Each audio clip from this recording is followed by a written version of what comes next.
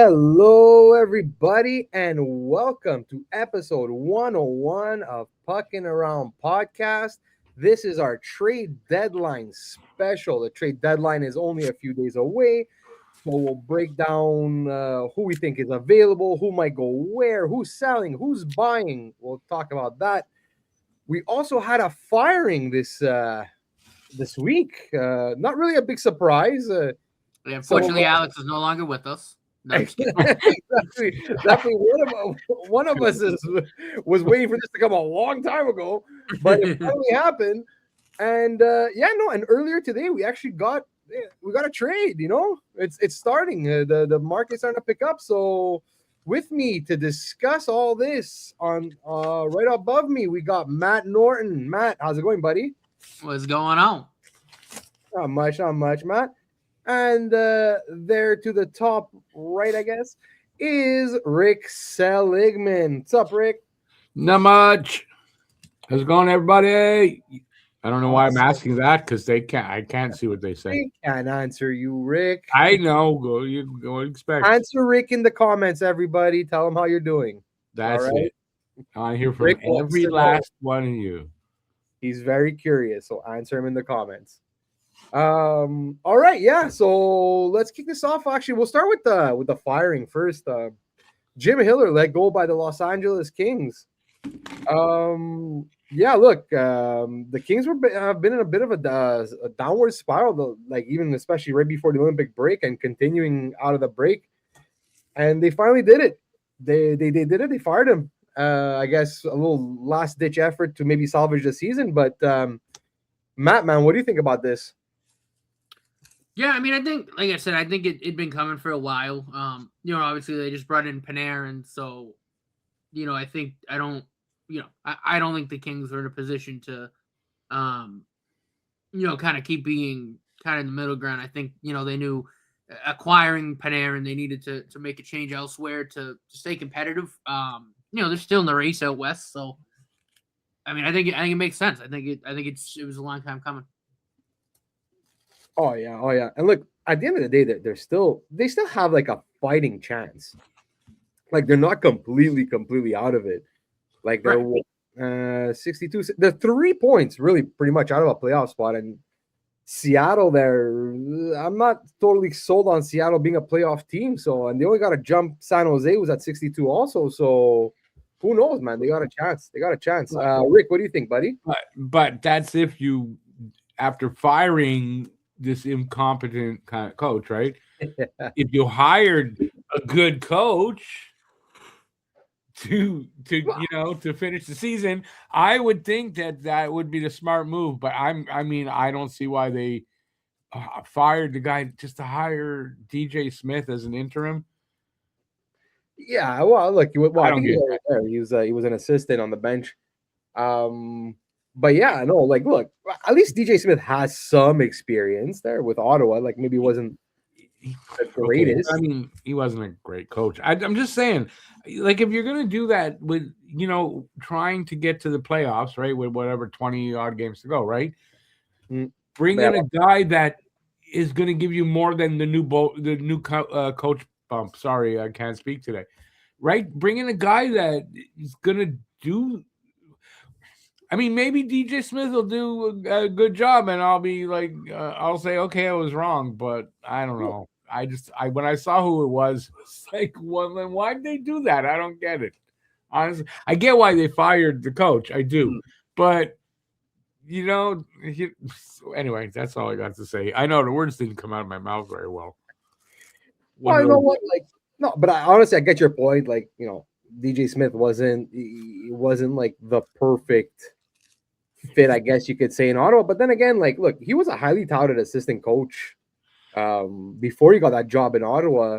Yeah, so maybe I'm wrong. I mean, there's always room for that. But I mean, I don't know. I thought it was funny. And you know what? Usually coaches learn from their first. Very true. No, that's true. That's true. He may come along on the second go round and be, wow, I can't believe how good a coach he is. I guess. Yeah. Like, who knows? Like, look, time will tell. Like, honestly, like, just like Alex, honestly, I thought he was gonna be fired, guaranteed fired. Like, last offseason. But I know what, at least saw it a different way. So And also listen, when they went out and got Panarin without knowing that Kevin Fiala was going to go down. yeah. But you got to get Panarin. I mean, you got to make a run here. You can't, go and say, "Well, Fiala's down. Oh well, it wasn't our season." You're bringing in Panarin. You got to do something else to try to get the team over that hump. I guess that's what they figured they needed to do. Yeah. Yeah. So like, look, well, we'll see. We'll see where it goes for LA. They still got a fighting chance. Hopefully, maybe he could let the offensive players, flourish a little more because Hiller did play more of a defensive style game. So now, honestly, they have a fighting chance because of the division they're in, though, too. Oh yeah. Right. They have a chance because of that division. I think any other division with the points that they have, no, I don't think you have a chance. You know what I mean? No, for sure. All right, well, moving along, we had a little. Well, I don't know if you want to call it a minor trade. Like it was like whatever, but like Edmonton basically traded for Connor Murphy from Chicago, big stay-at-home defenseman. They paid a second-round pick. Matt, well, what's your take on that trade? I mean, it's a trade. Like, I don't, obviously it wasn't, didn't involve any really kind of the bigger names that we're kind of expecting to drop soon. But, I think for the Oilers, it does kind of shore up the team defensively. I think that's really primarily why he was brought in, because the puck skills really aren't there, but he is good defensively. So I'd like to trade for Edmonton, and for the Blackhawks, when you get a second round pick, 2028 second round pick. That's probably about the best they could do for Connor Murphy. So I think both ways. I think it's a fine trade. But again, it's nothing that's gonna really move a needle, or it doesn't. Like I said, it's not one of the bigger names. So, but isn't that what Edmonton? Isn't that what Edmonton needed to do, though, with a trade like that? Because, Right. Eric, we were talking about this. Was it after Flyer? After Flyer, yeah. We were talking about it, right? And it's like, it's not the goaltending necessarily there. They need to improve that defense. Is Connor Murphy the guy that's going to do that? I don't know. I would be underwhelmed if I'm a fan. Well, like, look, he's a pretty decent bottom four stay-at-home defenseman. Like he's gonna help you defensively, that's for sure. He will help, yeah. I get it. And look, second round pick is not like the craziest price to pay. So and in 2028 too. So yeah, in 2028. So I'll be honest, I'm a little bit surprised that that Edmonton didn't have to give up at least another like later round pick, like maybe a 5 or something. A 4 or a 5, maybe even a 6 at the very least. Because Chicago did retain half on it. But whatever. Like, at the end of the day, it's Connor Murphy. Like, but still, like you've seen defensemen like him go for like a little bit more than that. So, especially for like a team like Edmonton that was very cap strapped, like they had like almost zero money available. Now they put Andrew Mangiapane on waivers a couple of days ago or yesterday. I mean, I can't remember. So they cleared up a little bit. But yeah, but who knows? We'll see if this will help. If this will help Edmonton going forward, maybe shore up that defense. Maybe it was worth the price. So we'll see. Yeah. Anybody else have some last thoughts on the Connor Murphy trade? No, I mean, how much can you talk about? Exactly. Right? I do think it took because you brought up Mangiapane. I thought it was funny. From what I understand, Edmonton was like working their socks off trying to trade him, and nobody was biting. Like they could not find a trade partner for him. I thought that was kind of funny. Plus, he has also. I was looking at it. He has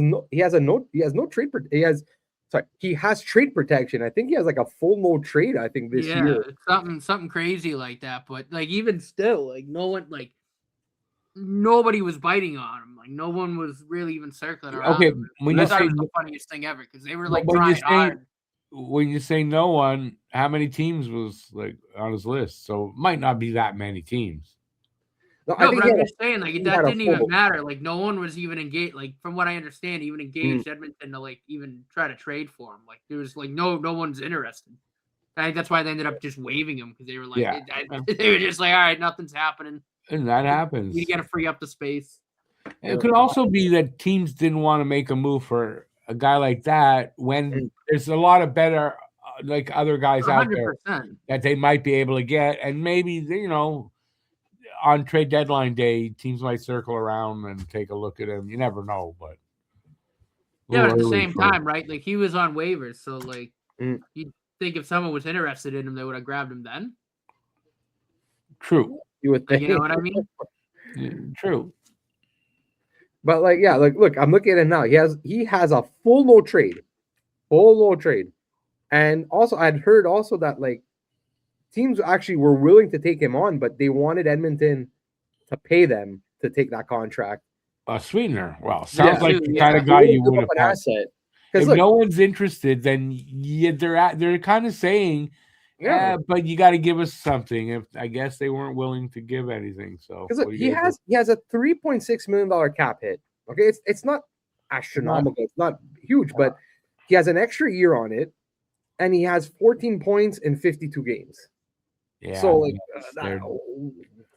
you're gonna have to, if you want to get rid of that contract, you're gonna have to pay. Like, I'm sorry, I don't do anything. Yeah. Maybe like a team eventually in the off season would take it on, like someone like I don't know, like a Chicago, San Jose, if like they need to get to the cap floor, for instance. But right now at the deadline, Edmonton, nobody's helping you. Nobody's helping you. No, you can forget about it. Yeah, that's true. So, all right. So talking about trades, we're gonna go over. Well, I guess we'll break it up like by position: centers, wings, defense, goalies, who we think might be available, and maybe like we'll touch on maybe some possible destinations that we think they might end up. So I don't know if Rick, you want to start with your list of your centers that you have available.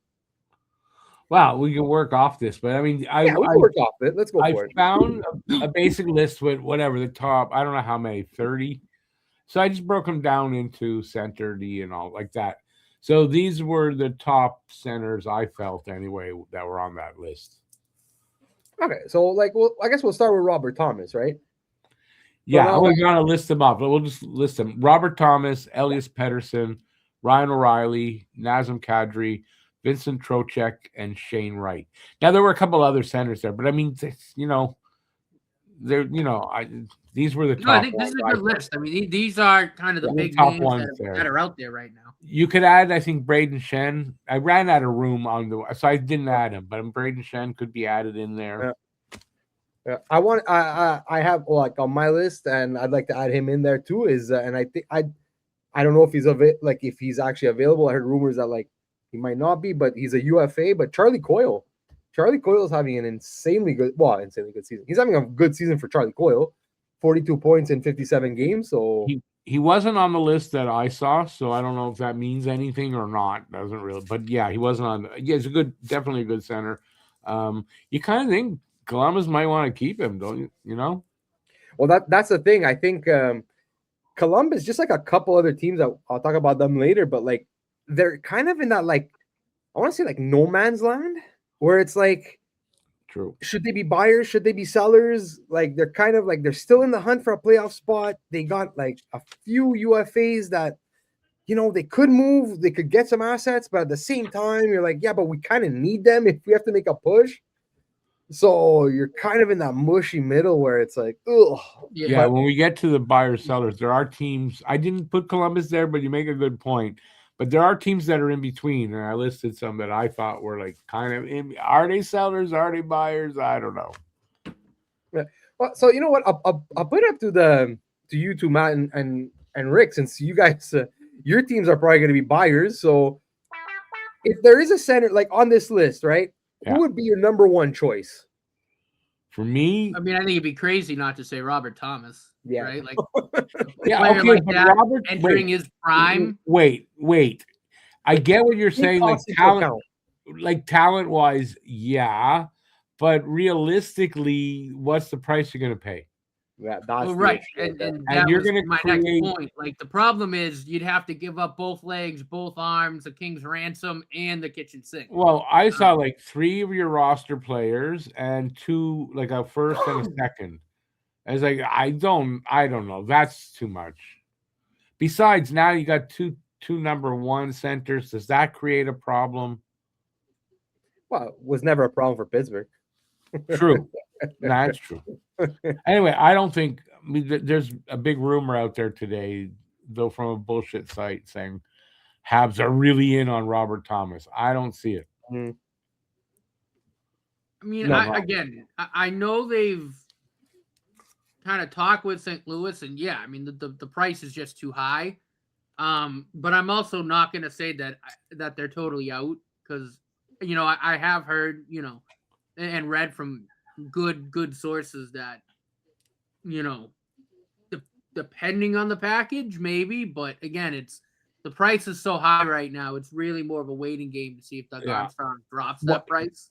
The package I saw, I don't think so. What I saw, it was Beck, Gooley, Reinbacher, this year's first and this year's second, which could be go to next year depending on whether we win 2 rounds or not. That's what I saw. I said no, they're not doing that. Well, I don't think they're moving Gooley. The thing that I keep hearing is like St. Louis really want Michael Hage in a yeah, I heard that. Yeah. Package. Not happening. And yeah, right. I agree. Like I wouldn't want to give up Michael Hage.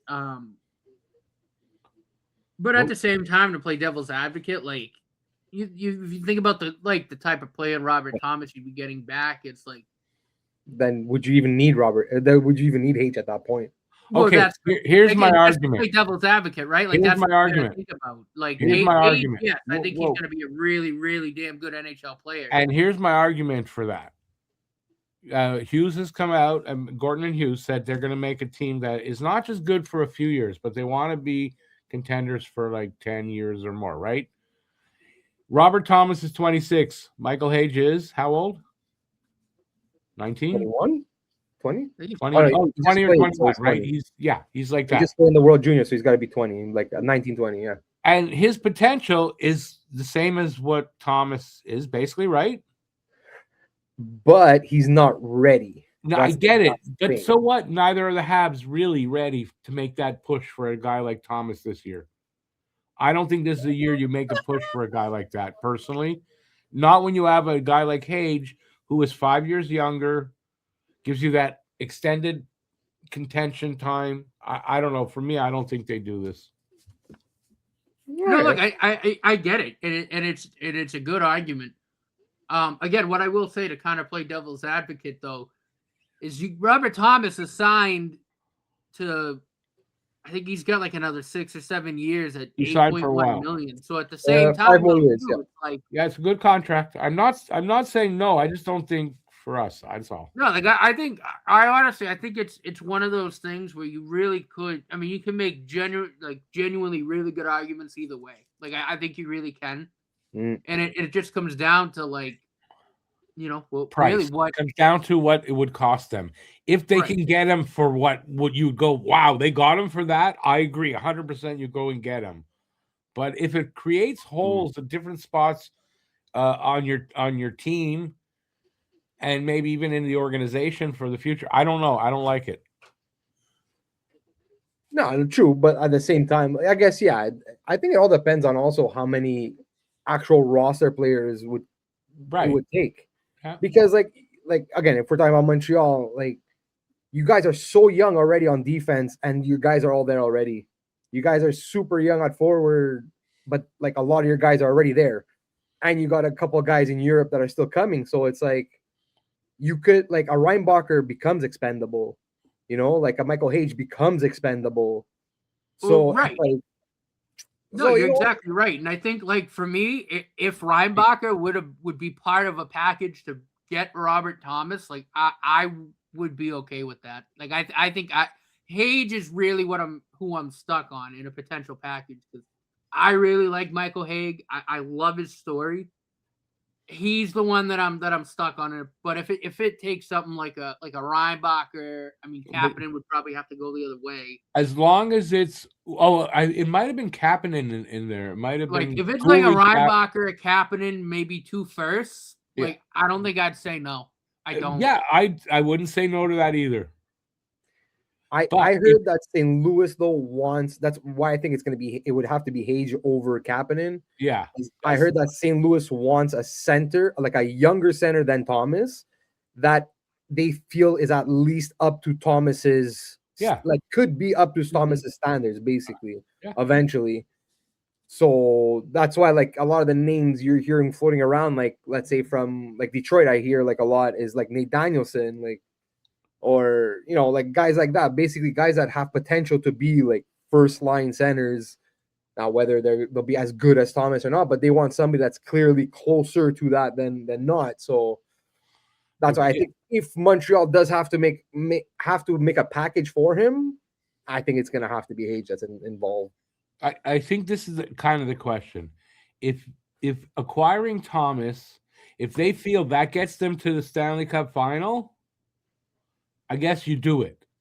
But does it get them to the Stanley Cup final? Are they that team yet? I don't think so. I don't think they have enough experience yet. I think there's still some work there. I don't know if Thomas gets you there. If he doesn't this year and you give up a shit ton to get him, I think it's a mistake this year. But he's not a rental, though, at the same time. He's not a rental. Obviously, he's not a rental. I'm not saying he is. But, like, if he's available now, and so, like, let's say, like, I can make, like, in a way, you can I know what you're going to say. I know what you're going to say, and you're right. I know the point you're going to make, because if he's available now, you have him for 5 years more, so he's there next year. Well, no, what I was going to say is more like look at Detroit. Like, is Detroit more far along than the Canadians, for instance, right? And, like, if let's say Detroit is willing to do it now, like, give up a Danielson and whoever else they have to give up and get a Robert Thomas, then, now Montreal loses again. Like, I guess you could say, "Oh yeah, but it's okay. We still have Hage, and Hage will be ready in 1 or 2 years." I see your point. Yeah, it's almost to get him to avoid other teams from getting him as well. Yeah, it's a good point. And listen, you know what? I can make my argument. Your argument's just as good as mine. Like, I think it can go either way, but I just don't think Montreal's gonna give a shit ton. Although Hughes has said he's willing to overpay to get the right player at that position, so maybe I'm wrong. Well, and the thing is too, like, as high a potential that Michael Hage has, like, you also have an asset here in Robert Thomas, who's the finished product. You know that he's a really a top center. Yeah, right. So like, again, like, would it make more sense to get the finished product and wait a couple years? Like, again, it's a hell of a debate. Like, I don't think it's an easy one at all. And like, and again, like, not for nothing, but like the Suzuki Thomas 1-2 punch down the middle would make the Habs have one of the best center cores in the league. Oh yeah, like, I think it would for sure. 100%. Yeah, without a doubt. Like, without a doubt, like, that would be scary as hell. I'll tell you this, as much as I'm saying whatever, if they, like, tomorrow they got Thomas, I'm going to be one of the most excited guys around. There's no doubt, So, well, we'll see. Look, obviously, like, Montreal's not the only team that's sniffing around Robert Thomas, but obviously the prices are high though. Like, that's all I'm reading there on not only Thomas, but everybody. I mentioned earlier in the group chat, like, the Blues want a Rasmus Anderson type package for Justin Falk, and I just don't think Justin Falk is worth that. So it's like, it's a buyer's market for a lot of sellers who don't want to bounce off of their prices, and I think that's a big reason why we haven't seen the type of action we usually do at this point. We had one okay trade today with Connor Murphy going to Edmonton. I'm not sure if you guys already discussed that. We touched on that already. Did you discuss Jim Hiller yet? Yeah, unfortunately we did. I wanted to yell at him. That's all right. That's my bad. But yeah, it's what it is right now. It is a buyer's market full of sellers that don't want to get off their price. And I think this is the reason why, as I just mentioned, we haven't seen the action yet. I think the sellers are going to start lowering their prices probably as we get to Wednesday, because right now we're at the point where no one wants to budge yet, but at some point the sellers are going to realize, oh crap, we got to get something for these expiring deals, which makes me think eventually you're going to see the Trocheks of the world, the Kadris of the world eventually. I don't know. I think Kadri still has some term left, but yeah, a lot of these guys still have term. 3 years after this. Trocheck is term? Yeah, Trocheck has 3 more years. Kadri has 3 more years. Wow, I thought he was on an expiring deal. No, actually, no. It's funny. When I was doing research for the pod, I was actually looking at the UFAs this year, like coming up. So like guys that with expiring contracts that should be available. All these guys are on. All the good ones are on teams that are in the playoffs. So they're not trading these guys. Like for example, Nick Schmaltz, Utah. Darren Radish, Tampa, Alex Tuck, Buffalo. Yeah, but those are buyers. Knock is not going anywhere. John Carlson's not going anywhere. Those are teams that are buyers, though. No, that's what I'm saying. But these guys have the UFAs. So and look, Utah's being very aggressive. They're one of the most aggressive teams right now, trying to make something happen. And I have that on good sources. The Utah's really trying to make something happen. They're trying to be aggressive. Yeah, I heard they're going after Thomas also. Like they're hard after Thomas.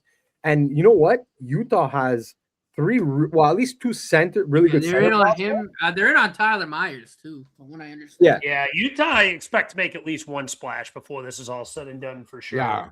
But look, Utah has Caleb Desnoyers that they just drafted, and they have Cole Baudouin, like 2 really good center prospects. So if they want to make a package for Robert Thomas, and now imagine.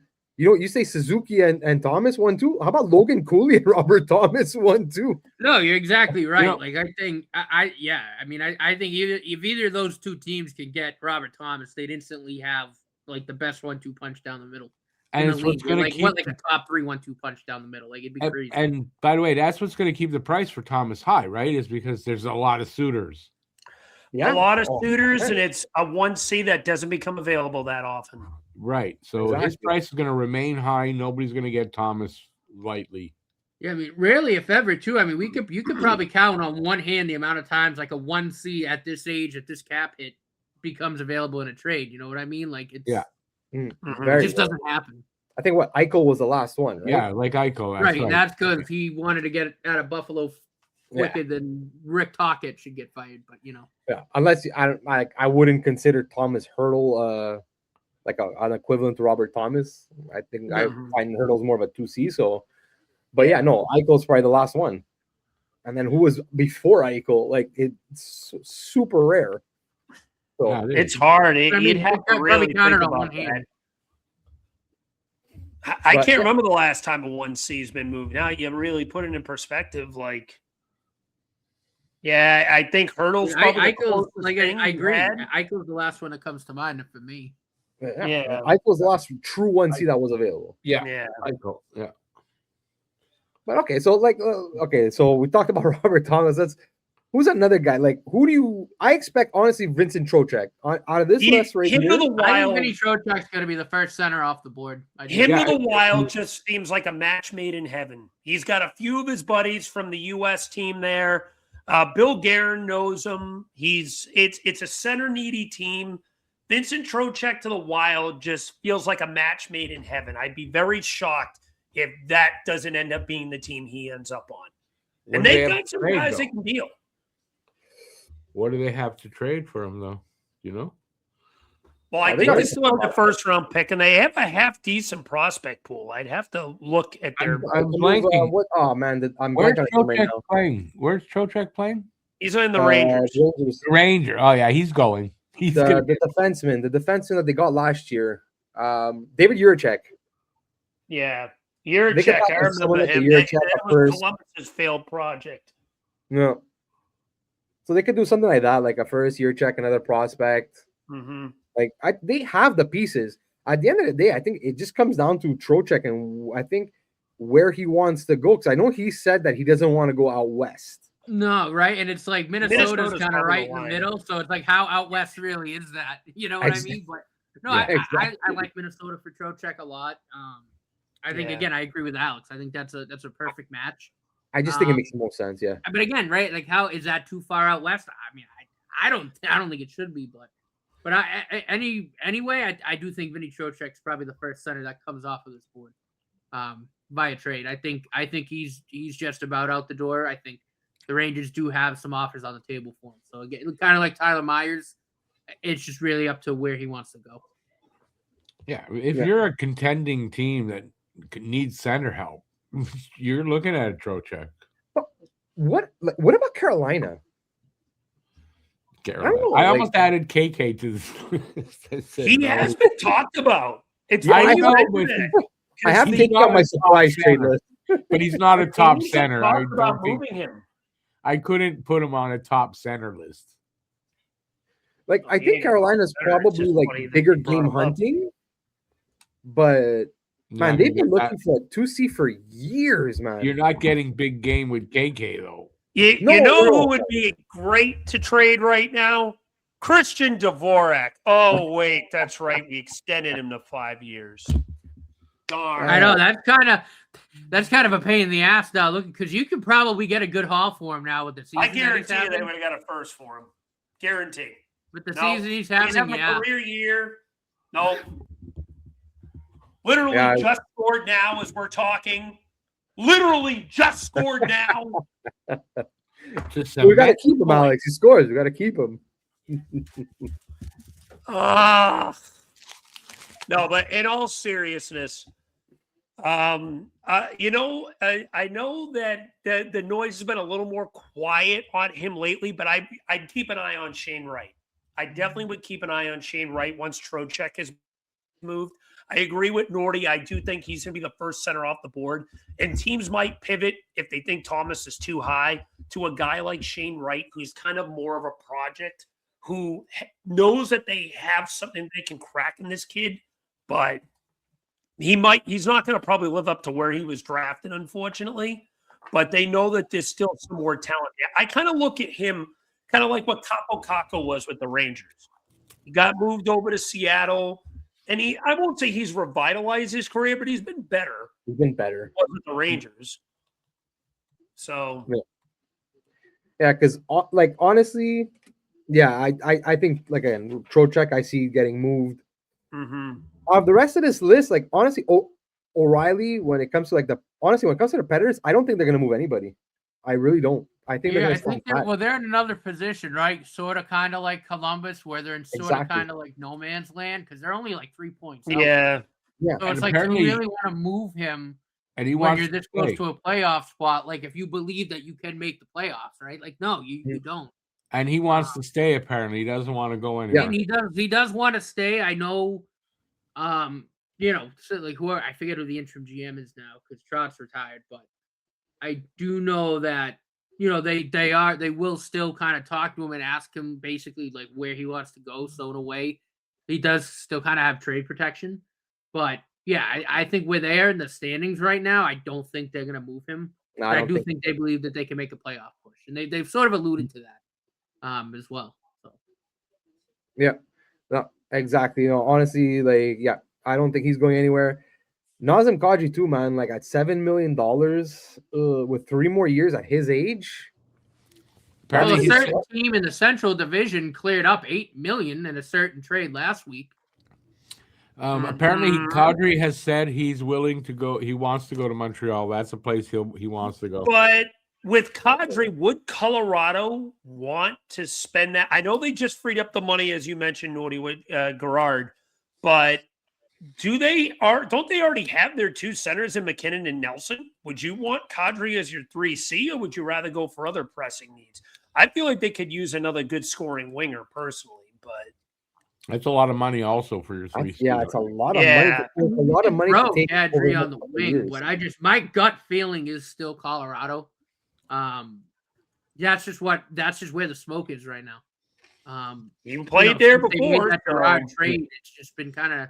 And the Avalanche are open to bringing him back. So I do think, it would kind of make sense. I think they could put him on the wing. I think he'd be fine. I think that 3C. And there really hasn't been many. I mean, besides Dallas too, there really aren't many other teams that are kind of circling that wagon right now. So my issue with Colorado, I have to say, is like, one, they don't have that many assets to trade for Kadri. Right. That's one. Two, like, they gotta sign Makar. Like, they have to extend Makar. Now they just paid Niches. So, like, they're gonna have a lot of money tied up on like a few, and they just extended Nelson. So they have a lot of money tied up, and at the same time, like, they probably want Calgary to retain. But now, if Calgary retains, they probably want to, because you're retaining for 3 more years. Yeah. So you're gonna want a more of a return if they retain. Oh yeah. I don't know. I just don't see a fit in Colorado. I'll be honest. I don't know. But okay, and anybody else have anything to say about the centers at this deadline? Pedersen. I don't think Elias Pettersson is going to get moved. I think once the Canucks said that they're not going to retain money on him, I think that the puts value on him the nail in the casket there, because I don't know who has $11 million right now freed up for center. The value on him is going down the tube. I honestly, last year I was all about adding him. I thought it was a one-off thing. The whole thing with him and Tocchet and JT Miller, 3-headed headbutting contest. Now they're both gone, and he's still not getting it together. Mind you, I think Tocchet had a lot to do with that, and JT Miller. But besides the point, I think, I think Pettersson, he's slowly becoming a bad contract. He is. He's not as bad as Huberdeau, but it's starting to get that feel of it. I don't think teams are going to want to bring him in for 11.6. I agree with you, Nordy. I think he stays put unless if they retain at least like $2.5-3 million on that deal. Oh, yeah. No, look, I think the second, like I said, the second that it came out that the Canucks don't want to retain money on a potential trade, around Pettersson, that put the nail in the coffin, because teams are like, well, we can't afford $11 million, so I don't know what you want us to do. So yeah, I think that's pretty much dead in the water. Unless they decide at the last minute, we're going to retain money because we want to get them the hell out of here. Again, I don't know. I think it would be in their best interest to a lot of years, though, because they're not going anywhere anytime soon. But that's a lot of years to retain money. No, I mean, it is. But, like, again, what team has that cap space right now that's looking for a center? Yeah, he's not going anywhere. That's the key word right now. Who has that money? And they'll try again next year. That's all. I mean, I think it's going to be more of an off-season move. Yeah, or off-season, right? Yeah, it's an off-season, not this. All right, let's move on to the wingers. All right, the wingers. Who do we have on your list? About them all, but there's a lot of them there. Honestly, for me, like, so who we have? I only see a few of these guys. Coleman, the Brust. Okay. Stamkos, I know, has said he won't waive, so I put him there, but he said he won't waive. You can kind of take him off this list. He's not going anywhere. Yeah, he's not going anywhere. So, whatever. I can't see DeBrusk waiving unless if it's for the perfect situation.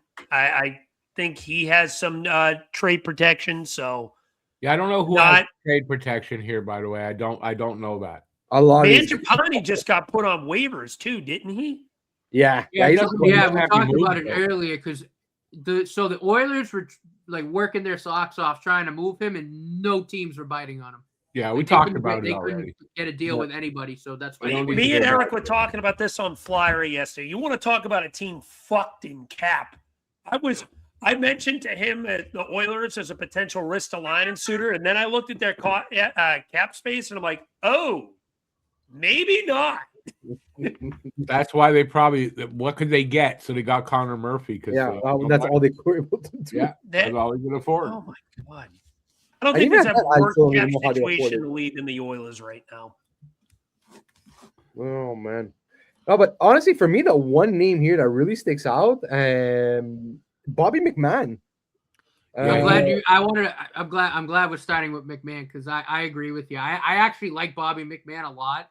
I think he's the type of player, if a contender can get him, he's a pain in the ass to play against. Yeah, he forechecks hard. you know, he honestly kind of sort of reminds me of like a Gallagher in his prime. Like he'll go in the corners, like he'll put his body on the line. Like he's a pest. I think he's a player that'll help really any contender. I like Bobby McMahon a lot. Yeah, I can't say I like him, but that's because whenever we play him, he's always hurting us. This guy, he's always doing something like goal, assist, whatever. And so yeah, I think he's gonna go for sure. And Toronto's stupid if they don't make trades. 19 goals on the season, 32 points, and he's only at a 1.35 cap hit.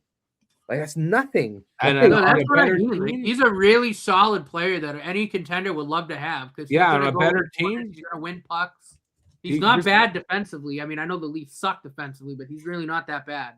And like on a team that's a good team, in the net every now and then. Like he's a really good like middle six type of guy.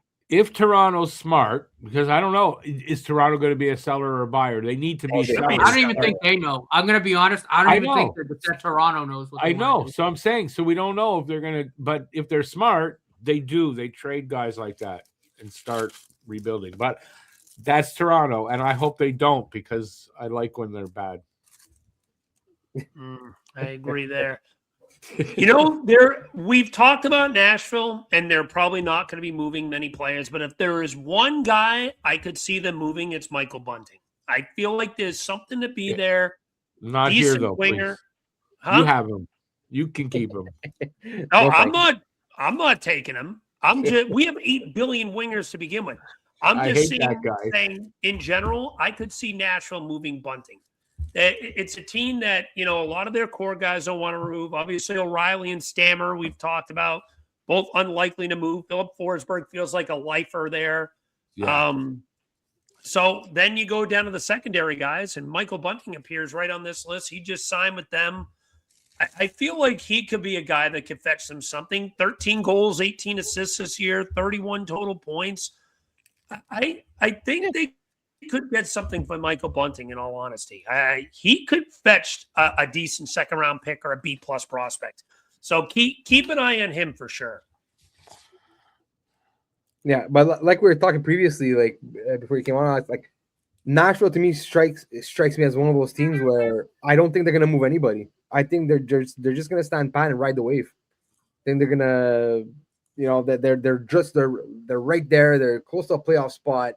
I think they have a new owner and everything. Like he's gonna want maybe some playoff revenue if possible. Mm-hmm. So anyway, but it's definitely something to keep an eye on. But again, like if he would be available, Michael Bunting, for sure, he'd be perfect in somebody's bottom six or even a middle six guy. But like I don't know. I'm curious about Evander Kane. Yeah, like, there's a lot of talk with Kane. You hear a bunch of rumors. So I don't know why, because I feel like he's so cooked now, both on and off the ice. It's playoff time. If a team that's a contender and you got space for him and you got room for his character, he definitely can help you, especially if you need a little bit more like punch in your top six. He's not having the best season. He has 10 goals. He has 26 points. Now he's making 5.125, but I'm sure they'd be willing to retain at least half. Like he's a UFA. Like who cares? Just retain. Like get whatever you can for the guy. Yeah. So you put Evander Kane on a third line, and you add his grit and his like, you know, he plays playoff hockey basically. Like look, he was good. Like we can't forget he was good for Edmonton in their runs. Yeah. So like he's a bit on the older side, but like. If it's only going to cost you like maybe the rentals, it doesn't matter. Yeah, if it's only going to cost you like let's say a third, like I don't know, if you're missing something in your middle six, like why not? You know, take a swing. Yeah, I mean, what do you think? If you're trading for, what do you think they're going to ask for him? I say a third max because he's a rental, right? So like there's you got I would say third, fourth, And you know what? If you're a team that you need that extra punch, and when I say punch, not really scoring, but that physical part as well, why not? Yeah. Just as long as it's not Montreal. Oh man! And then obviously, there's Blake Coleman also. Like he's been in the rumors. I think Blake Coleman though. Like I mean, obviously he's not like an asshole off the ice like Kane, but Blake Coleman's another guy that like you could slot him into your middle six, and he's gonna bring nastiness, he's gonna bring grit, he's gonna throw the body, he's gonna win pucks. Like, he's another guy like that, and he's won in the playoffs. Like, he's a Stanley Cup champion, so he's another player that I think any contender would love to just throw in the middle six, to go on a run. I don't know if the Habs are still mentioned, but they were for a while there. They were really interested in him. I don't know if it's still the case. Yeah, I'm not sure about that myself, but he's a winger that I like. For me, I wouldn't say no if they could get him for a decent price and throw him in the middle six, because I think he brings that kind of snarl and nastiness that that a team like the Habs needs.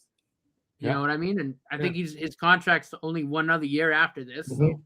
Yeah, one more year at $4.9 million. He is 34, but at the same time, it's really not a high risk. You'll get him for another year after this. So it's not a high Coleman's risk. another guy that, again, I think would kind of make sense with Montreal. I mean, he makes sense for a few teams there, but yeah, because honestly, like, look, a lot of the teams right now that are in like the playoffs or at least in the mix, like who can't use some extra secondary scoring? Like just a guy that, especially a guy like Coleman, that like two-time Cup champ with Tampa. There, like he knows how to win. He's a veteran. He's that meanness too, right? Like, who doesn't want to go and get a guy who's going to go out there and be mean? And I heard though Calgary. Calgary was asking a lot for him, so I don't know what the price was, but I think they were asking a lot for him. So then he got injured though, and I know he's back playing. I believe he's back. So I don't know if the price has changed or anything, but we'll see. Like, because look, I could see like a team like, let's say like Anaheim, like a very young team like Anaheim, they do have some veterans on there too, but like a team like that would have him for a couple of years, that he could bring that leadership to a very young team. You know what? Why not? Depending again, obviously depending on the price. Like if Calgary, I'm sorry, but if you're asking for the moon for this guy, like at the end of the day, like dude, he's 34 years old, man. Yeah, exactly. He has what? I have it here. He has 21 points in 45 games, so he's barely half a point a game, So and it's $5 million. It's not like it's $2 million, right? So So like I don't know. Like yes, like it comes with the pedigree, but at the same time, how much are you willing to pay for pedigree? Yeah, exactly. How much you're willing to pay? I think that is what it comes down to. Kind of think the same thing for Marchessault, who I think is injured and just about to come back, if I'm correct. You might be right. I think he is out for now. I heard he was injured. I don't know. I think he's expected back soon or just came back or whatever. But you hear a lot about Marchessault. So a bunch of teams apparently rumored to be interested in him. But him too. It's the length of the contract, and he has a full no move also. Apparently he's willing to go. Apparently, though, I'm not sure if I read that he's willing to go to, like, he's willing to be traded. Yeah, but he's got a few years. Didn't he just sign with them? He has 3 more years. He has 3 more years after this at 5.5. And 34 years old. 35 too. He's 35. Oh, he's 30. I saw 34. He's 35. He might have just turned 35, so I'm not sure. But okay, whatever. It's still he's old. So yeah, I say no. I mean, there's was some rumor with Montreal, and it's not. It doesn't interest me anyway. And he has 18 points in 41 games. So he's kind of fallen off a bit. He was he was a 60 range point guy a couple years back. He's probably this year around 30. Like. Yeah, his production has really fallen off, and he's 35. For $5 million, you really. So that's why, like, I think if Nashville would trade him, I think they'd have to eat at least half that contract. Yeah, for sure. Yeah, it's true. It's Nashville, so like maybe they're probably not going to do anything anyway. Exactly. We didn't talk Kyrou. I think he's the only one on there. I don't see him getting traded. Not at the. I don't either. Really, St. Louis. Like, so say they can't. I know they're in a fire sale, but I feel like everyone's concentration is on Robert Thomas, and Kyrou just feels like a summer move. It just could, and I think he also has some trade protection too. No, he's got a full no move. He has the full no move. If I'm mistaken. Oh, okay. So there you go. He can control the narrative. He doesn't feel as intent to move unless if it's a perfect destination. I feel like if they're going to do something with him, that's closer to a summer move. Yeah, that makes sense.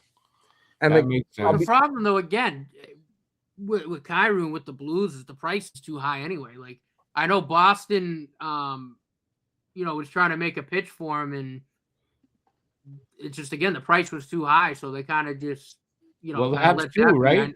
Wasn't the Habs was the off season or something? And the Yeah. price was The way too Habs high. too, yeah, and then they ended up pivoting to Bolduc. That's why Yeah. that happened. But Yeah, that's right. I know the That's right. Bruins have been talking to the Blues about Kyrou and Falk, but again, the prices are too high right now, so they kind of let those be. I will say, I do think Connor Garland ends up in Boston. I know Don Sweeney has been in love with the guy for years and years now. He's been trying to get him for years. And I think, with Vancouver being in fire sale mode and Garland being available, I think it's just a matter of time. So it wouldn't shock me at all if he ends up in Boston by Friday. He's small though, isn't he? He's like 5'9", 5. I think. No, he is. I couldn't tell you why Don effective. He's a good player. I know he has. He's a good player, and he produces and all, but he's a small. He's not a big guy. All right, move on to. I know he's from Massachusetts too. He's from the South Shore, so I don't know if that has anything to do with it. But I don't know. Okay, so yeah, there we go. Defense. Yeah, that's the best 5 I found out there. I mean, on the list. Well, there's somebody missing. There's somebody missing there. Yeah, I figure. So just say who it is, and we'll talk about it. Where's Rasmus Ristolainen? Oh, I did forget Ristolainen. I should not have forgotten Risto. I don't know why I did. Sorry about that, guys. And you know what? I'm going to add another name here. Now, I'm not 100% sure if he'll be moved, but he's a UFA, but from San Jose, Mario Ferraro. He was on the list. He's on your list? He was. No, okay. Yeah, so honestly, like, guys, out of all these guys on, let's see, your list plus Ristolainen and maybe Mario Ferraro, who do you see actually being moved? Tyler Myers feels like a not if but when type of situation. I think Myers is for sure moved. Maybe Falk, but they're going to have to come down on the price. They're not getting a Rasmus Anderson deal for him. St. Louis is out of their damn mind if they think they're going to get that. Dougie, that feels like a summer move. It's such a big contract. I know the Devils are open to move multiple defensemen, I've been hearing, but Hamilton's term just feels more of a summer move. That they give him a fresh start, then bring him on mid-season with all that term. So I'm not too sure on the other two. I think Myers and maybe Falk if they come down on the term out of those 5. Yeah, Myers, the only thing that kind of worries me about it's because he has a full no move. Wait, is it a full no move? It is, and that's Farron. I think you're absolutely right. It is a matter of when. I know he's got at least one offer in front of him from Detroit. Yeah. I know he doesn't want to go out east though. He wants to stay in the West. Yeah, that's the issue. Yeah, it's basically just going to come down to really what team he gives the green light to. Because he's got some offers in front of him right now. It's just what does he want to do? Yeah, and honestly, like I want to say this before, but I honestly would not be shocked if no one from St. Louis is moved. Honestly, if they don't move anybody.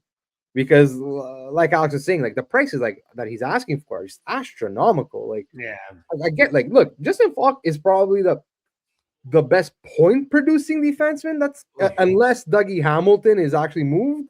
But with like he said, with that contract, that might be a tough ask right now. And so like Falk kind of does become like the best point producing defenseman kind of available. Like he has 32 points in 58 games, which is not bad. And look, he has one more year at 6.5. So he's like, I always like Justin Falk's a good defenseman. Thing is, like, if you're looking for like a massive package for him, I don't know, man, St. Louis. You got to drop your prices or else like no one's going nowhere. Yeah, could be that on deadline day they do drop their prices. You never know. Yeah, I think it's again. Falk feels like they're eventually going to come off of it because they realize not enough teams are going to biting. There's multiple other secondary options to go with. I feel like Falk has a better chance of moving than not once they drop the price. Because again, they need to acknowledge Justin Falk is not getting the same return as Rasmus Anderson. I do feel like there might be another defenseman or two that can potentially be moved. That's not on this list as well. I mean, there's quite a few right-handed defensemen available this year. Have you noticed that? They're practically all righties. I know. Shit. It's quite surprising. Today. They're, I won't say a premium, but they're an uncommon source to add. This year, it's a bin bargain sale of RHDs. Buy one, get free. All right, maybe not that. Didn't Cam say Jonathan Kovacevic was available?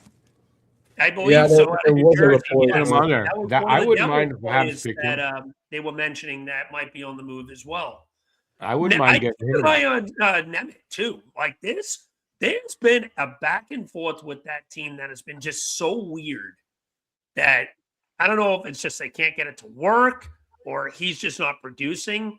But I put him as a dark horse candidate to move as well.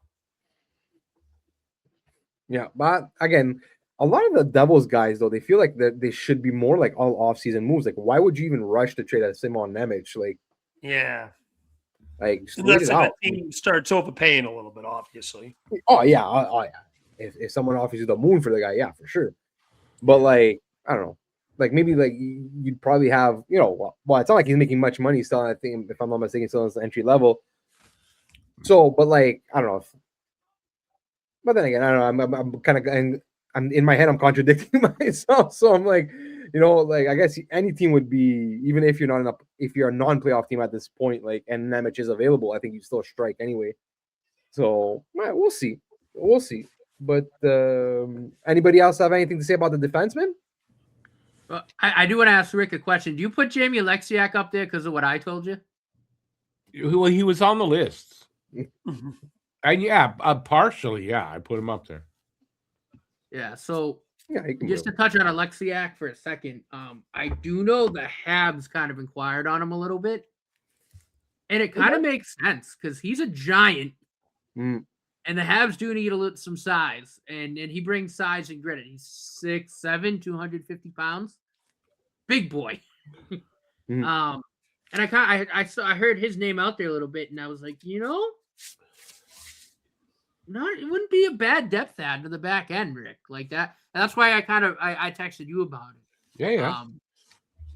So yeah, no, I think okay with that. Yeah, I mean, if they, heck, if they can like throw Line in a package and like I don't know, a third or whatever and get Alexiak, I wouldn't. The fact that they get a player back for Line would be sweet, but again, I don't think it would cost a lot, and he's huge, so. I'd be cool with it. Don't sleep on Ristolainen too. Me and Eric talked about it yesterday. I do think there's some suitors out there for him. Detroit and Dallas being the top two. And Buffalo now. I know that now Buffalo. Oh my God, we need a Buffalo into existence. I know the Habs kind of inquired for about 5 minutes on him and then hung the phone up. So I don't know what happened there, but it didn't. From what I know, it just didn't go anywhere, and that was it. Beer has a high price on him. When the Habs kind of inquired about Risto, and this was from Marco D'Amico, it didn't really go anywhere. It was like a 5-minute phone call or something. It was nothing.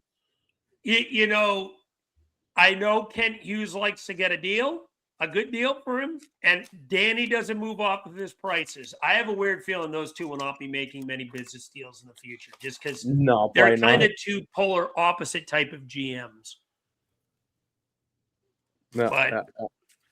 Buffalo. Imagine if he ends up in Buffalo. It's funny because Eric mentioned this on Flyer yesterday. After all that, he gets moved in 2021 and then comes back and plays his first playoff game ever back in Buffalo. Or he go on a massive losing streak and the curse of Risto continues. No, but he makes so much sense in Buffalo. It's incredible how much sense he makes. Like you just put him next to because right now I think I was looking at their defense. They have out of their 6D, like 5 of them are left shots. They're all goddamn left shot defensemen. Kesselring is the only natural righty. I think they also have like Connor Timmins, but like whatever. But yeah, no, like you put him you put Risto next to an Owen Power or a Bo Byram or something, like now we're cooking. You know, like I do Byron for Risto 1-for-1 if we're being honest. You think? I don't know if they do that. I like Byron, man. I'm higher on him than most are. I think he's got some untapped potential there. He's significantly younger. That's just me. But no, I said I don't think Buffalo would do that. I don't think. Oh. Yeah, probably not. I'm expecting like a pick and probably like a B prospect. Like that's what the return I'm expecting for Ristolainen. Yeah, second and a B prospect sounds about right.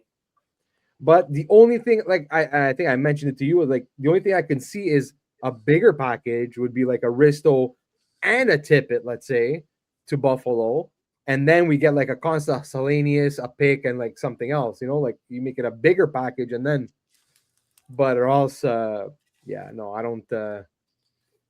I do not see them giving up a like 1-for-1 Byron for Risto.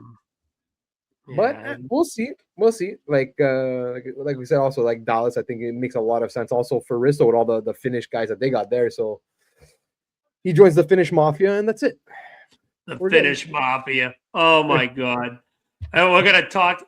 Me and Eric gonna come in with shirts for the playoffs when Dallas is making a run. It's just gonna have a picture of the Dallas Stars logo, and it's just gonna say in low lettering Finnish Mafia. That's great. Oh man. All right. So anybody else have anything to say about the defenseman available? No. I think we pretty much touched on him. All right. So let's move to goaltending. So who do we got available? Sergei. We got Sergei Bobrovsky. Back on the case, Bobrovsky. Honestly, man, like, you think he's actually available? You think they would do it? I saw a rumor out there. I know I saw one. I've heard a rumor, but doesn't he also have trade protection? I don't think Bob's going to want to move. Okay, hold on. I don't know if he has. I think he does. We'll find out right now. Bobrovsky, yes, he does. It's limited. He has a 16-team no trade list. That's right. It changed it a couple of years back. This is his last year. Yeah, that's it. He's a UFA. So look, if he doesn't want to leave Florida, he could always sign back at the end of the year. Like he could always have some kind of wink agreement. I'm just saying. But how often do you see that when a guy's moved like rarely? It's rare, but it has happened. Rarely. It has happened. The only one I can think of in recent memory is when we traded Justin Braun of the Rangers for a third, and then he came back at the end in the offseason. Braun did it. I know Mark Recchi did it at one point. Keith Tkachuk did it at one point. There's been a couple guys that have done it. It has happened. I know it's rare, and it's like every year we kind of say, yeah, but we could always just sign back. It could happen. Yeah. I'm just saying it's not that it's never happened before. And like, look, the Panthers, man, they're not making the playoffs. Like, it's done, guys. No, they're done. You know what? Let's take this year and reset. Let's get our guys relaxed. You know, have a nice full off season, get healthy, come back next year. But hey, you know what? If there's somebody, and look, they could retain half. They could retain half on Bob, make him a $5 million goalie. Now, he's not having his best season, but again, is that also the team in front of him? You know, who knows? But yeah, I don't know. Crazier things have happened. But honestly, what I question really is who's in the playoffs, in a playoff picture right now that doesn't actually have a starting goalie that they're confident in. That's really the question. You guys really think of one? I mean, well, okay, I can think of one. Fans feel confident in Dobis. I mean, if you're looking at, would you rather have Bob in the playoffs or Dobis? Oh, for sure.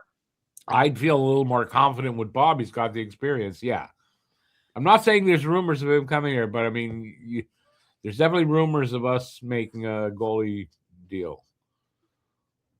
You know who's another team that would make so much sense, but unfortunately, there's no fucking way they can make the money work? Eric, I think you know who I'm about to mention. I think so. Go for it. It starts with an E, ends with an N, and Bowman has no fucking idea how to run this team. I would not be shocked if he's on their if Edmonton is on I his wouldn't either. list. I would not either.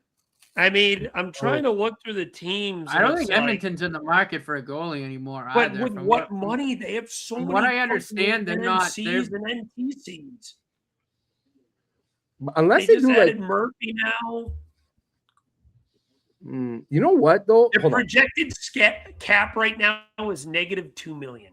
They're not in the market for a goalie anymore I don't know either. what the- Bowman kind of said they're gonna stand pat with what they got. So But move now them out. They don't really have a choice. Florida has Bobrovsky and Tarasov that are both UFAs. Okay. What if they do something like a Bobrovsky for Tristan Jarry? That I don't still know. doesn't make the money work, though. That's the only If thing. Florida They- retains half, it does. If Florida retains half.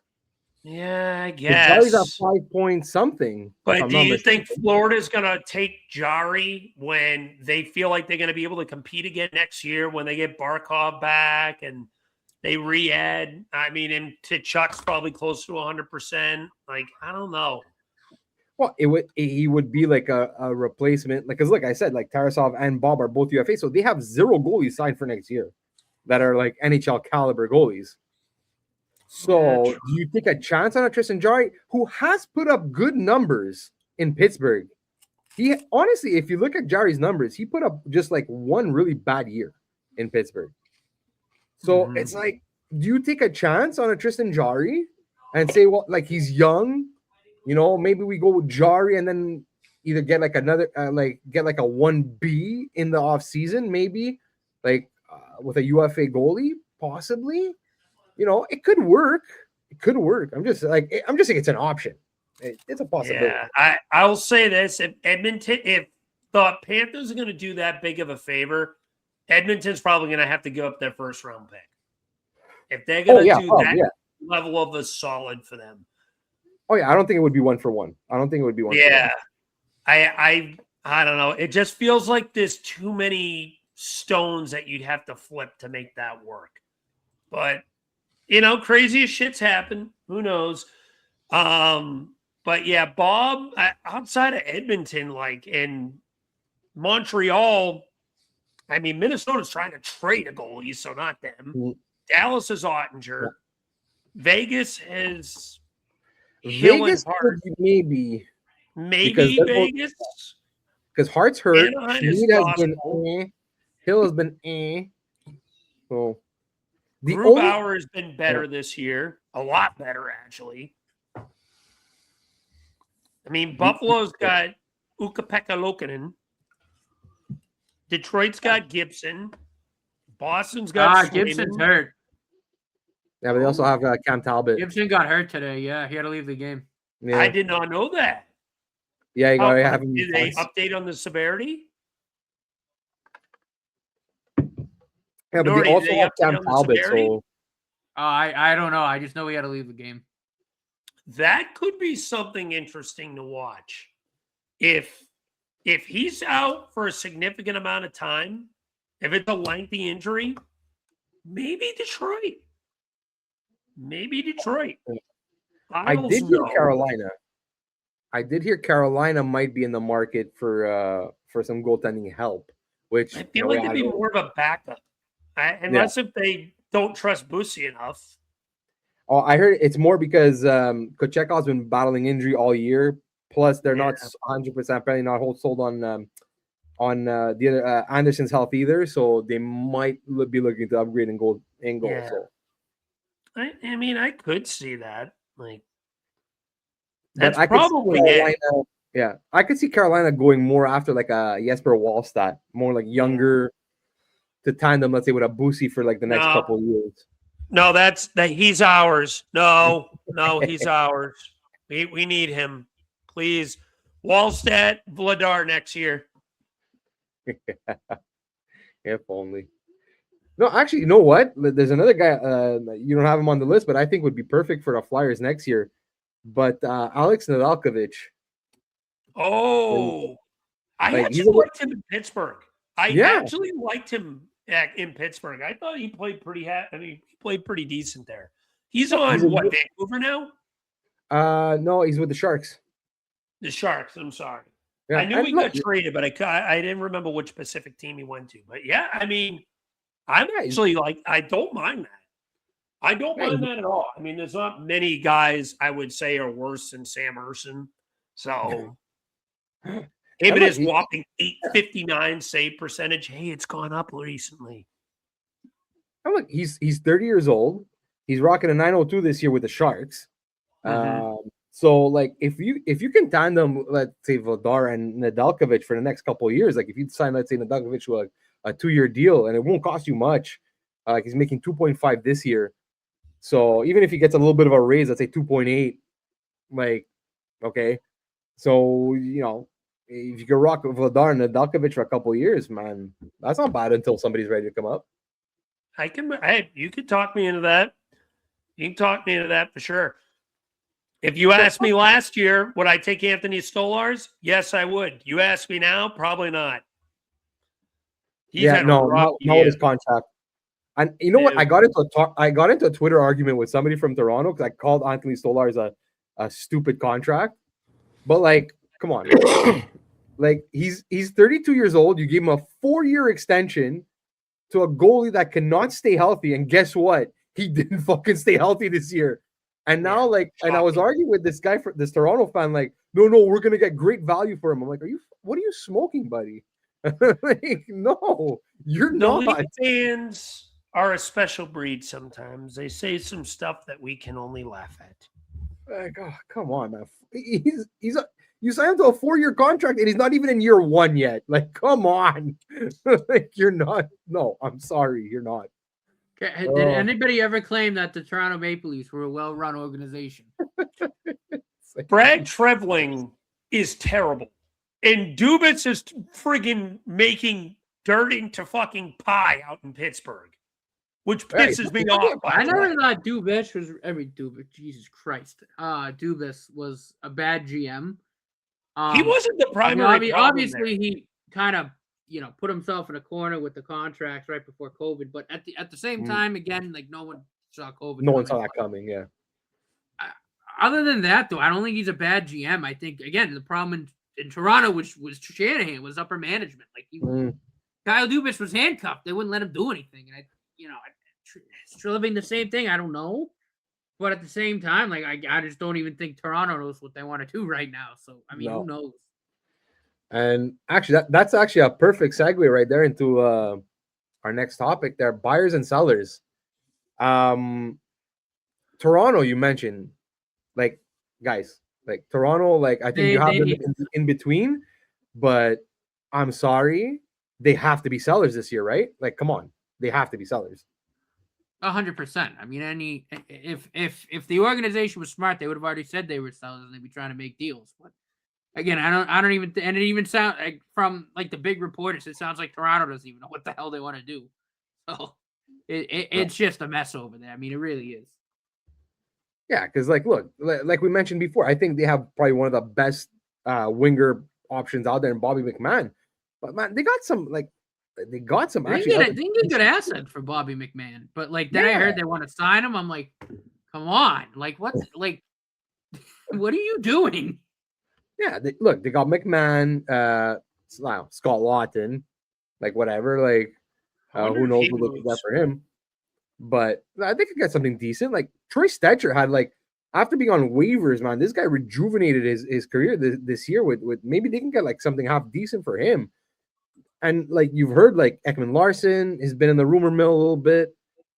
They got some guys that they could move. Like if they can kind of do what Boston did last year, shed some guys, take a step back, shed some guys, gain some assets, get some younger players.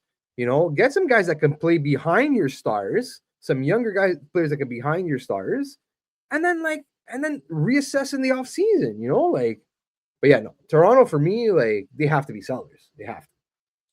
Oh, for sure. A name I could potentially keep an eye on. I know he's only technically an IRFA. What about Matthias Michelli? Like, yeah, I don't know if it's really worked out there like people thought it was gonna. I thought Michelli was gonna mesh a lot better with the Leafs than he has. He only has 25 points this year. Not really been much to write at home about. That's why that I don't could know. be a name to watch for sure. Because don't think he's messed with them all that well. Like you mentioned, Lawton, Bobby McMahon, both possible moves to make. And then I'm hearing all this talk about Morgan Riley. He has an NMC, but at the same time, it seems like they might be keen on trying to get something for him, which is interesting to me. What do you think about all this chatter with Morgan Riley? Too. Yeah, there's a lot of talk on OEL. Even Brendan Carlo. Like I know OEL's got term, but at the same time, I mean, he's having his best season in years. Like why not move him and get some assets? You know, like you're not making the playoffs, so. But also devil's advocate on that one. One of the biggest issues that I saw with Toronto, especially in the beginning of the season, before the season started, was I thought they didn't have that. They don't have puck movers on the back end. They just don't. Oh, Morgan Riley and OEL are really your only puck movers, and Morgan Riley has been in decline for like a couple of years now. So if you're Morgan Riley can't play defense, he never could.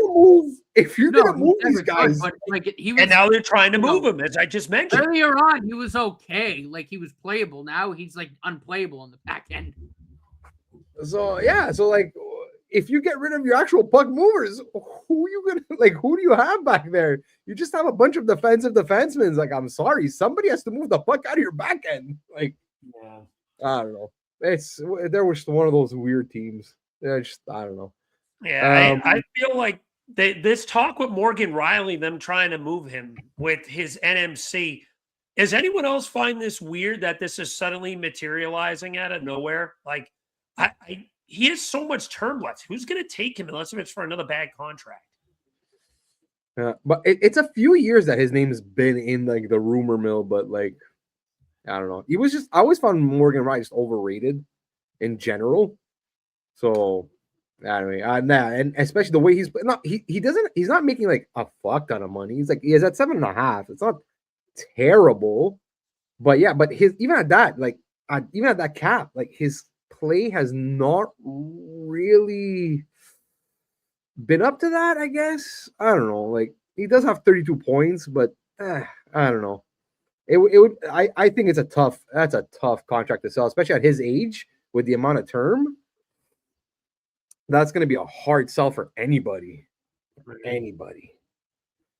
okay, so another team I think definitely, and I want to get your opinion. The Rangers. They sent a letter. They sent a letter out again, guys. So the Rangers. The Rangers. I'm going to kick my legs up on this one. Drury, what the fuck are you going to ruin next? You sent Barclay Goodrow out of town for fucking nothing. You sent Jacob Trouba for fucking nothing and ruined his career. You got pennies on the dollar for Artemi Panarin. How are you going to fuck up next? That's $1 million question, Drury. What? It's like you spin the wheel, and it's like, which asset will Drury screw up next? This should be entertaining. There's a couple guys I think he's gonna get fleeced on. Brendan Snyder being one of them, the defenseman. I think that's gonna be another stupid move, and he's probably gonna let him go for a third or something. I see it. You know what came out today too regarding the Rangers is Adam Fox might be available now too. Yeah. Him. He should be the only skater on that team that is untradeable. I saw a statistic on the Rangers' underlying numbers, and it's night and day with and without Adam Fox on that lineup. I don't know why people think he's cooked, because he's still an extremely good defenseman. No. That's I'm sorry, but I don't know if it would have happened. They have made new deals in the past, but that's a guy, if he is available, the Flyers have to be all over that. They need to put their left nut on the table to trade for a guy like that. You name a player not named Michkov or Martone, I'm moving him. Yeah. This year's pick, Toronto's pick, any other. I'd even move Tyson Forster as much as it would kill me to say. Yeah. Tip, Forster, whatever. I don't care. Let's get Adam Fox. Let's do it. Like if he really is available, plus it wouldn't even be a far move. Adam, man, like it's a 2-hour drive. It's 2-hour drive. Oh, bus ride, train ride, whatever, buddy. Pike from NYC to Philly. It's not too bad. That's shipping costs won't be that expensive. Like, come on, let's do it. Let's do it. Adam Fox for Fox for Nick Delorier, 1 for 1. Yes, let's do that. Brewery's dumb enough to do it.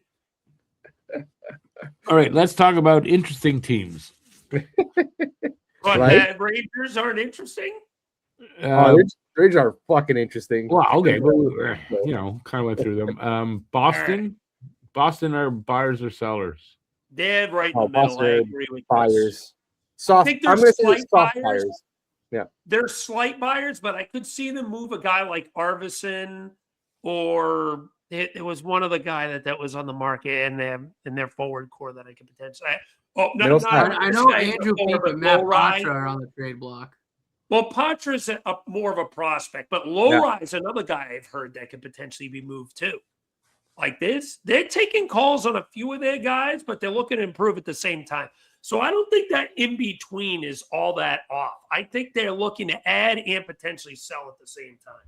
They're looking to make a hockey trade. It's a better way to put it. Yeah. They're looking for the hockey trade. That's a very good way to put it. What about Pittsburgh? Pittsburgh for me is thing. Oh man, there was a term I had for it. They're interesting because it's like they should be sellers. They should be, because they have a lot of pieces that like might entice some teams. Mm-hmm. But they're comfortably in a playoff spot. Like, I'm sorry, but they are. They're comfortably in a playoff spot. Without Crosby for a month, will they stay there? Honestly, they just went belt to ass on Vegas.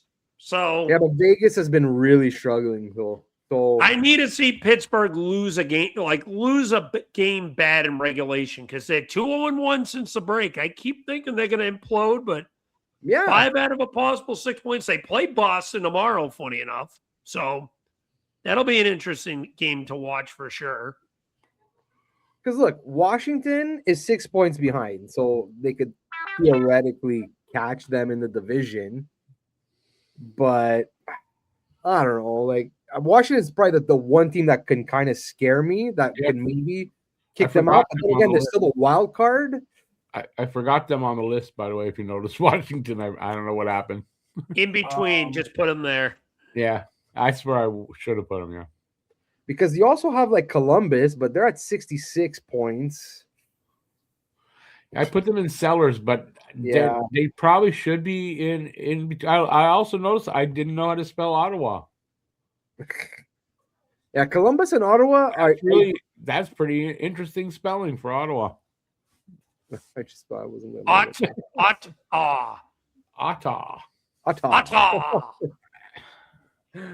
I need to find more typos here now so I can point at them, but I don't. Hopefully there's no more.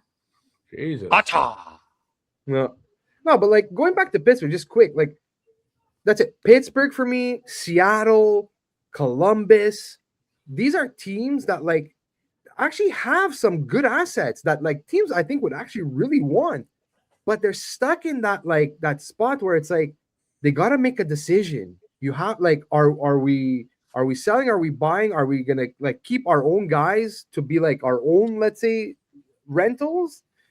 Because like you could still kind of theoretically make the playoffs, but like at the same time, I'm like, is it the best thing for your franchise? Is like honestly, Columbus, you know what? They're full of young players. So you know what? Who cares? You don't want to sell? Fine. Don't sell. Do what you want, Columbus. I was going to say, I'd move Columbus and Ottawa probably to that in-between marker. I think they could both be buyers and sellers.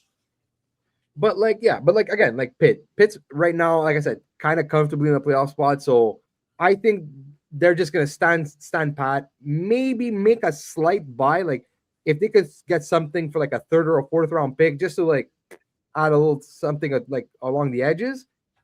For me, honestly, like in the West, Seattle, like they have the last playoff spot right now, but they're like not guaranteed a playoff spot. Like the West, especially the bottom of the West is wide open. But they have 3 players that are really interesting. They have Jaden Schwartz, they have Jordan Eberle, and they have Eli Tolvanen, who are all UFAs that can all get you like at least a decent return. But I just don't think Seattle's gonna sell. I don't, and I think it's fucking stupid that they don't. Like, that's a team that I find like you're no man's land. Seattle is in no man's land because they can't pick a fucking direction. It's either you suck, you bottom out and like do the rebuild properly and build a team, or then you know what, man, trade some assets that you do have, bring in some actual talent and go for it. Like, pick a direction. I don't know. I just feel like they're just one of those teams. I don't know about you guys. Like, if you have any identified any of those teams, like let me know.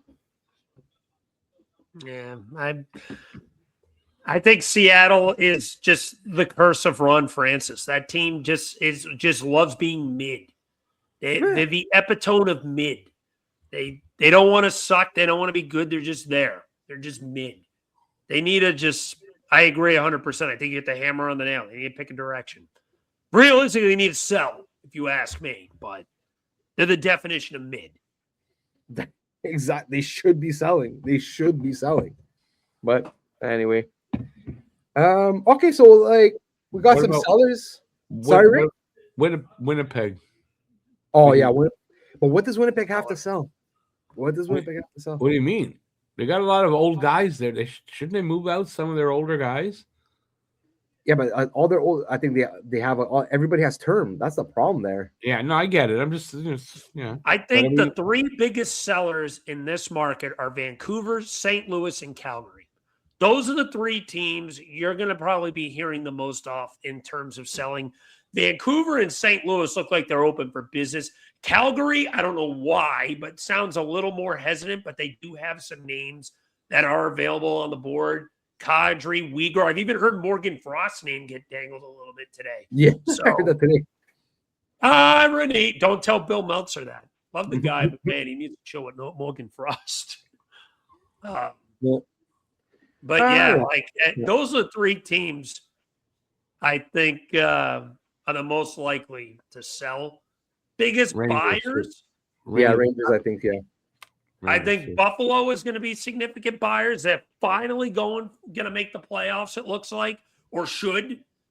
If they choke this away, I think that whole city just quits. I think they just sell Buffalo, the entire city. They don't even say they cancel football season and say, yeah, we're disbanding from just life. We're done. But Buffalo, I think Detroit's another one that's been on a big drought. That finally is an opportunity. We've been talking about them looking for a right-handed defenseman. Obviously got usual suspects. Colorado, which I don't see on this. Rick, did you put color? Oh, why are they in between? Because they have no money. Yeah, I agree. I actually agree with that. Yeah, I don't think they're going to be a big. Fair enough. Can't really argue that. And Dallas, Minnesota. Dallas with Sagan being on LTR right now, they've got some room to make a move or two. Obviously, we've talked about Minnesota's need for a center, and Vincent Trocheck, Utah. As you mentioned, Eric, they've been significantly pushing for a splash. Nordy said it too.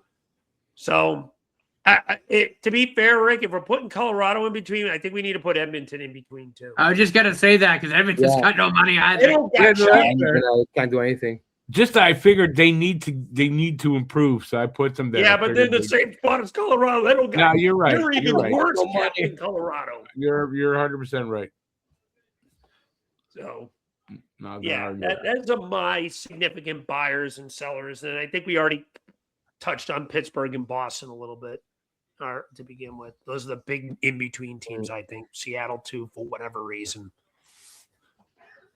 I don't know. Like, I can see – yeah, I think Dallas, now with the newfound money, I think they're going to try and definitely add because that's an insane freaking division to – that's going to be a tough test in the playoffs coming out of the Central. But I feel like the Pacific is wide open, like wide open. Because everyone sucks. Yeah, so it's like I don't know. I could see maybe like some kind of race in like Utah, like not Edmonton because they have no money, but like Anaheim. I don't know if maybe they try and add a little something. You know what? Let me rephrase I that. don't know what the fuck they're gonna get their money, but somehow. Let me rephrase that. Everyone sucks but Anaheim because Mm-hmm. that team actually has a winning record. They're Yeah. 33-26, and they're not leading their division. No. What? No, the team that's 28-32 is. I'm not going to start, but you get. Oh yeah, okay. Overtime loss. Losses plus overtime losses. yeah. I'm not going to start. Let's move on. It just pisses me off too much looking at that. But no, point being, the whole Pacific sucks. The whole Pacific sucks. But it's it's definitely a little bit of an easier path through the Pacific. So I don't know, man. Like if like Utah, because now Vegas has no money, Edmonton has no money. So if Anaheim and Utah kind of like arm up, like if they like load up, that could be like an interesting battle there. I don't know. Funny statistic. The Pacific leading Vegas Golden Knights would be out of a playoff spot if they were in the Eastern Conference. Yeah, they would, because That's hilarious. 71 points. That's insane. Crazy. That division's just so bad. But The West this year is really bad. there's 3 good teams in the West. 3. Yeah. Everyone else is Unfortunately, one of ass. them's going to be out in the first round. Exactly. I know. Can we at least get the 1-8 back? Jeez, There's man. a 10-point difference between the third place team in the Central and the first place team in the Pacific. There's a 10-point difference. Embarrassing. That's crazy. The 4th place, think about that. The 4th place team in the West would be the 9th place team in the East right now. It's just so bad. Yeah, well, like also yeah, Vegas is having a bad season. Edmonton's not having the best season. So yeah, it's and then like everyone else kind of like mid, either coming out of a rebuild, rebuilding, going into a rebuild. Yeah, the West might be kind of weak for a couple years. So, More or less, yeah. Yeah. So yeah, and that's it. But like buyers in the East, man, like I think Detroit's gonna try and load up. Well, not load up, but like I think they're gonna go big fish hunting. I think they're gonna try and get that either Robert Thomas. I think they really want to make a splash. But now, is that something that's better served maybe doing in the offseason? I don't know. Previously, like I said, I think Carolina, Vincent Trocheck makes a lot of sense going back to Carolina. Like I could see that they got some pieces that they could dangle in a potential trade. The Islanders too, man. Like, you know what? If they can get add some secondary scoring, because like, look, they've only allowed like 172 goals this season. Which, whatever, it's decent. Like, it's not high, it's not low, but like it's probably middle of the pack, maybe a little closer to lower. But they've only scored 182 goals. So, wouldn't shock me if the Islanders maybe do a little bit of adding, like a little bit around the edges. Good. They could. The Isles are a surprise team to me this year. I did not expect them where they were. I thought they were going to miss the playoffs. So I had my questions on Sorokin. I hated their wingers. But, I mean, when you have probably the best defenseman to come out of the draft in the last decade, it kind of helps. Man, I have to say something in the offseason that I was wrong about. I did not think Matthew Schaefer was going to make the team. Not because I didn't think he was talented. It's because, like, I figured, like, he barely played last year. He got hurt at the World Juniors, so he missed the last half of the season and everything. So I'm like, oh, you know what? They'll probably send him back to play one more year of junior or send him to the NCAA or whatever. Remember when we looked back at that draft and like when the draft picks, the draft projections first came out, I think Schaefer was ranked like 5th or 6th the beginning of that year. Holy shit, did that kid fucking earn himself that one spot. What a friggin' stud. That kid is incredible. He just hit 20 goals last night. Yep. He's the first rookie to do that. He's a defenseman. First rookie defense. Yeah. Oh my, yeah, big things for Schaefer. Fuck me. We were one number off, Eric, and we could have had Michkov and Schaefer, but nope.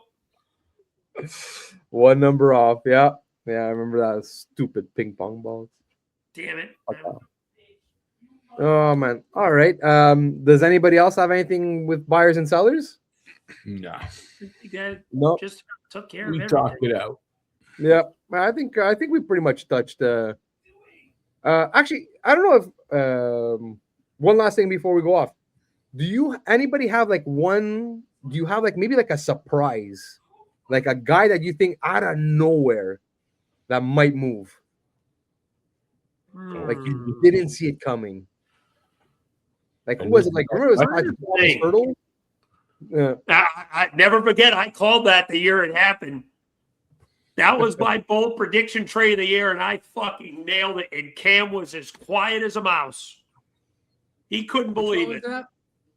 That's a victory lap I'll always have. What trade was that? Thomas Hurdle. Remember that? Okay.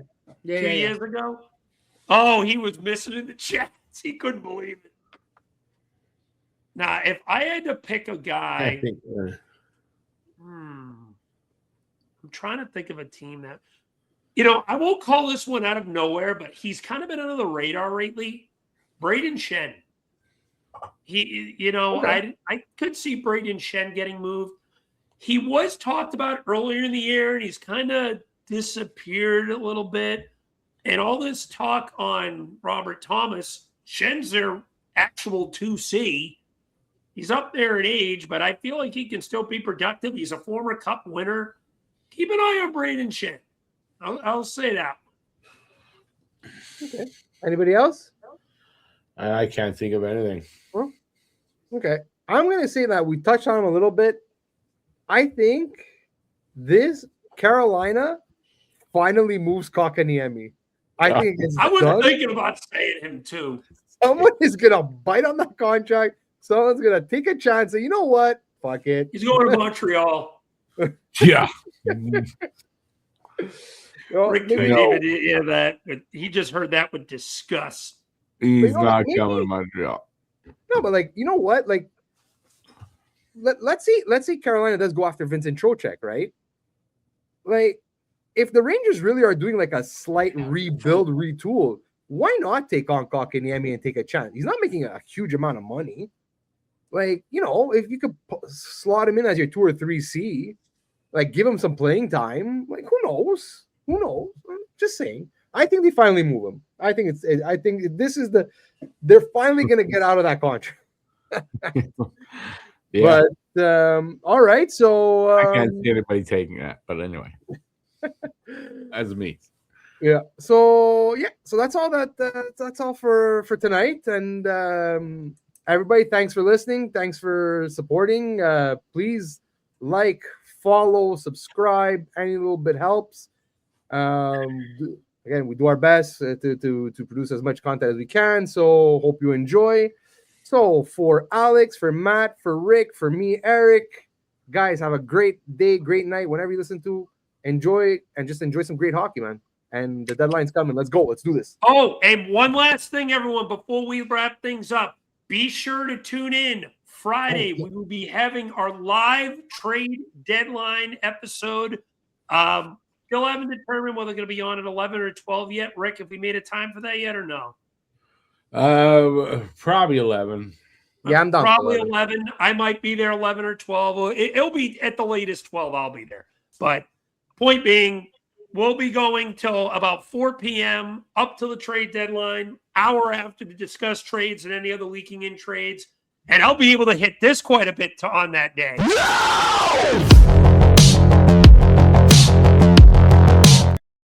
Shameless. Absolutely. I love hitting that button. Sorry. So, yeah, Eric, continue. I just wanted to advertise that a little bit. Ciao, everybody. How's that? Ciao, everybody. We done. Ciao. Out of here. Promise that you'll catch